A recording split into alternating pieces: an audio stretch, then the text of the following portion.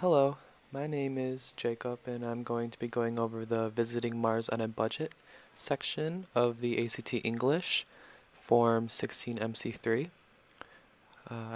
More specifically, I'll be going over questions 61 through 75 of this section. Before we get started, I just want to read through the entire passage of this section, just so we can get a preliminary idea of what the passage is about and the questions that may be asked. On the actual ACT, you may not have time for this, or this may not be the strategy that works best for you, but for the sake of practicing the section, I will just read it out loud. Visiting Mars on a Budget. With its distinctive red tint and its polar ice caps, the planet Mars has fascinated humans for thousands of years. There were ancient Babylonian astronomers who associated Mars with their war god Negro. To 20th century science fiction writers whose works became bestsellers, this planet has often been a symbol of ill will and danger. The United States has competed with other countries to explore space. By 2003, the National Aeronautics and Space Administration, NASA, would have sent 30 spacecraft to the Red Planet. Speculation has been prompted that a human voyage may no longer be the stuff of fiction. Few would deny that the idea of a human mission to Mars is exciting. Who is ready to pay for such an expedition? Recent reports suggest that the cost of a human voyage to Mars could run as high as $100 billion. This is a startling number, especially in light of the fact that the International Space Station, the most ambitious NASA project yet, carried a projected price tag of only $17 billion. In the end, NASA overspent on the International Space Station. One can imagine if the final price of a human voyage to Mars would be. In contrast, the two Mars rovers, robotic spacecraft launched in 2003, carried a combined price tag of less than $1 billion. These rovers are sophisticated pieces of technology with the capacity and ability to examine soil and rocks. Their equipment may answer questions that have been long posed by the presence of water and life on Mars. Sending machines unaccompanied by humans to Mars does drain some of the romance out of aging or older visions of space travel. In other words, we need to keep in mind that the right equipment can accomplish as much as any crew of scientists, if not more, such as a fraction of the cost. Before any astronaut boards a spacecraft for that distant planet, the staggering expense of such a mission should be carefully considered. So now that we have read through the passage, we have an idea of what it is about, that it was about visiting Mars and how we've journeyed to the actual ability to visit Mars and how much it has cost, NASA specifically. So if we are just to dive right into the questions, question A, I'll read the passage where question 61 is being pulled from. There were ancient Babylonian astronomers who associated Mars with their war god Negro.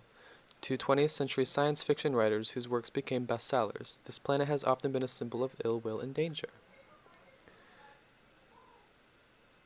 61 is introducing, it's saying that there were these astronomers, but there were also these 20th century fiction writers that have both made this negative symbol around Mars.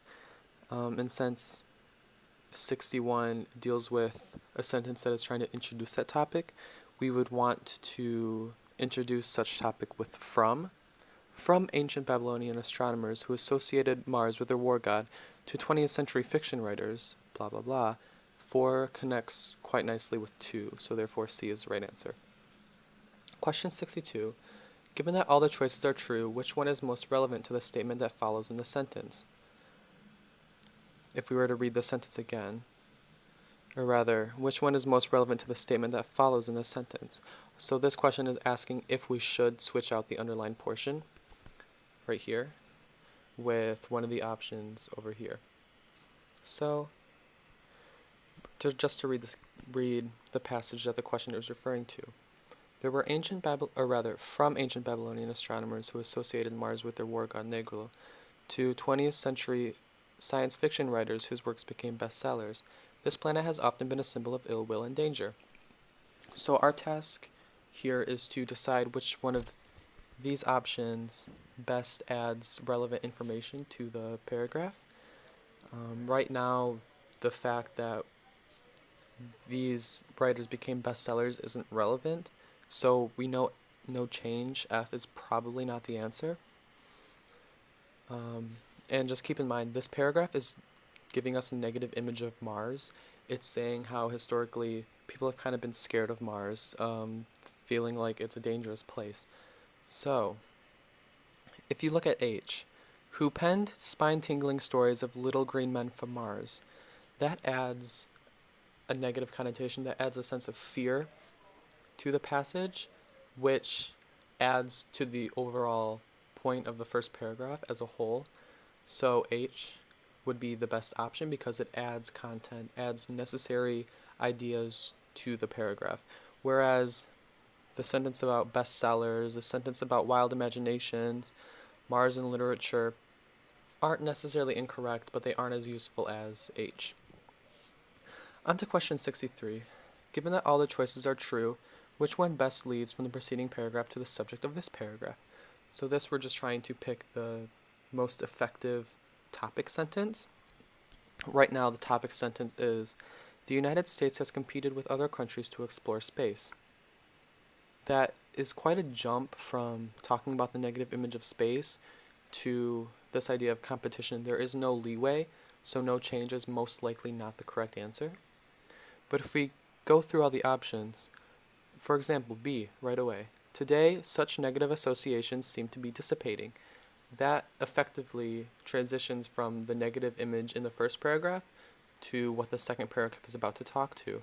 And that is the only option in question 63 that does such a transition, so therefore we know B is correct because it touches on the negative ideas that were expressed in the first paragraph. Question 64. By 2003, the National Aeronautics and Space Administration would have sent 30 spacecraft to the Red Planet, so on and so forth.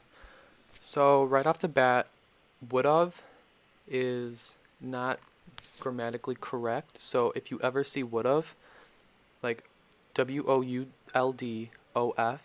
that isn't correct. The standard writing of that is would have.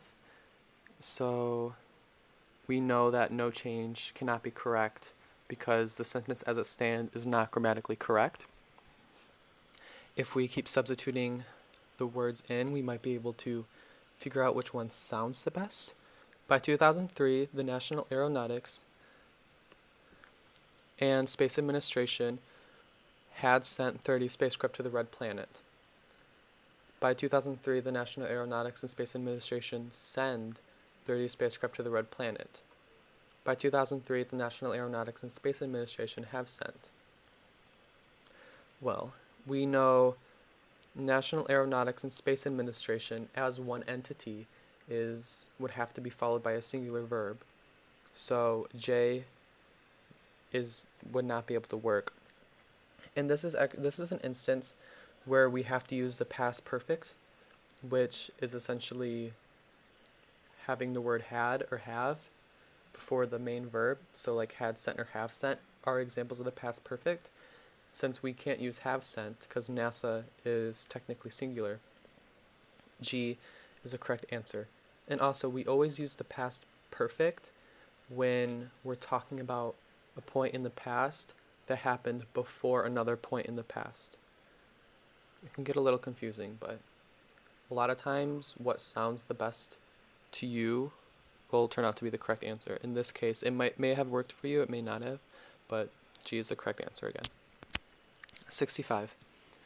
By 2003, the National Aeronautics and Space Administration had sent 30 spacecraft to the Red Planet.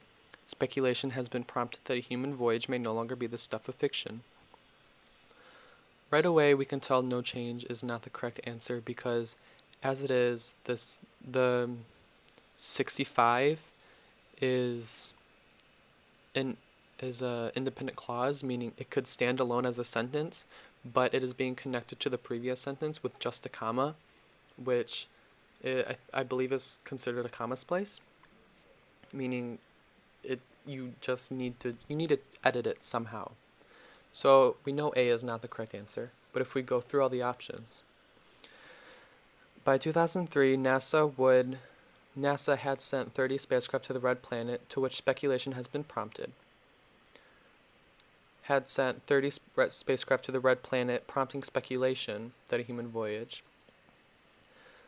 Had sent 30 spacecraft to the Red Planet, which is speculation. Question D isn't correct because it isn't making the purpose of the statement clear, which is speculation, which isn't necessarily tied to a concrete concept. So D is confusing, therefore we wouldn't use it. B and C are saying the same thing, but one is clearer than the other, and one is more concise than the other, and that option is C. If you have two options that are correct, most likely it'll be the more concise option that is the correct answer that the ACT wants you to choose.